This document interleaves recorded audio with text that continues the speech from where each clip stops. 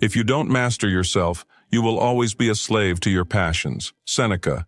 You work hard, you try to save, but no matter what, money seems to slip through your fingers.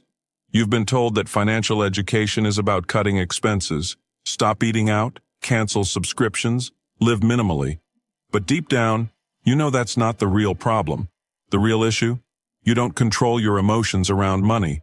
Today, we're going to challenge that belief and show you why true financial education is about mastering your desires, not just your spending. If you apply these Stoic principles, your finances and your life will never be the same. Most people believe financial education is about sacrificing everything, cutting coffee, avoiding restaurants, driving the cheapest car possible. But does that really work? You may have tried it.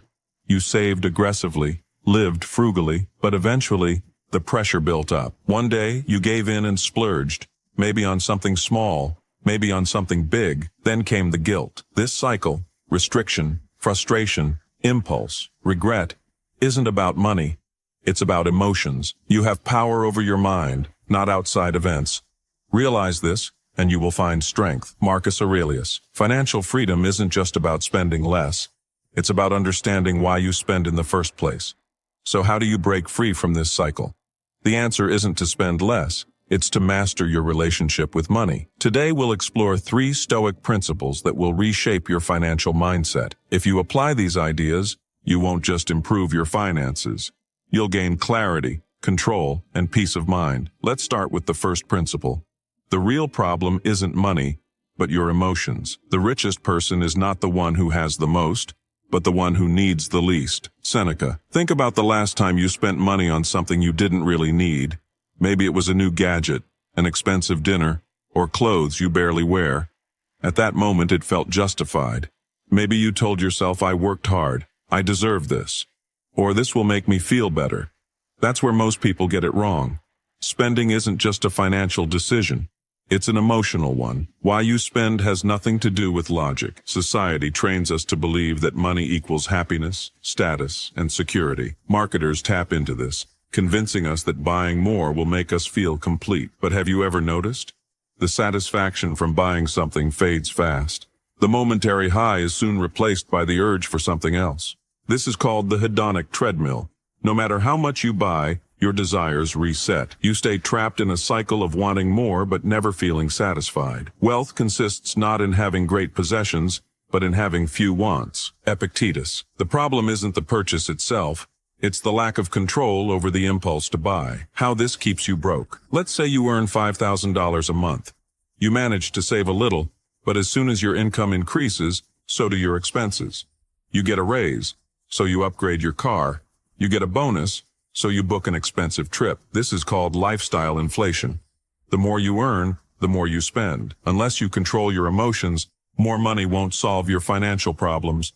It will only amplify them. A simple exercise to break the cycle. Before making any purchase, ask yourself, am I buying this because I need it or because I was influenced to want it? If I don't buy this, will my life be any different a week from now? Would my future self, 5 years from now, approve of this decision? This habit forces you to pause before spending and recognize the emotions behind your decisions. The goal isn't to never spend, it's to spend with intention. Now that we understand how emotions drive financial choices, let's talk about how the wealthy use self-discipline to build long-term wealth. The wealthy control their emotions, not just their spending.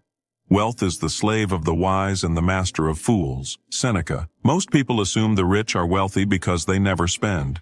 That's a myth. The difference between the wealthy and the financially unstable isn't that one group spends while the other doesn't. It's that the wealthy spend with strategy, not emotion. Let's break it down. How the rich think about money. The average person sees money as a tool for immediate pleasure, a way to buy comfort, entertainment, and status. But the wealthy see money as a seed, something that, if planted and nurtured wisely, will grow into financial independence. Instead of chasing short-term pleasure, they ask themselves, will this expense help me build long-term wealth? Does this purchase align with my financial goals? Am I in control of this decision, or is it driven by impulse? The rich don't avoid spending.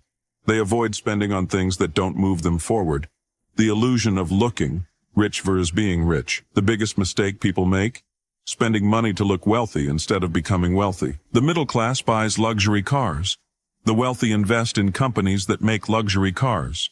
The middle class spends their bonuses. The wealthy reinvest them. The middle class chases status. The wealthy chase freedom. It is not the man who has too little, but the man who craves more, that is poor. Seneca. This mindset shift changes everything. How to apply this in your own life. Before making a financial decision, apply the Stoic spending rule. If it won't matter in 5 years, don't spend excessively on it today. Invest first, spend later. Never buy luxury before securing financial freedom. If you adopt this self-discipline, you'll start seeing money not as something to spend, but as something to multiply. Now let's take it a step further. There's one simple rule that can help you make smarter financial choices every single time. The Stoic rule for smart financial decisions. Train your mind to want less, and you will always have enough. Seneca. We've talked about emotional spending and how the wealthy think differently about money.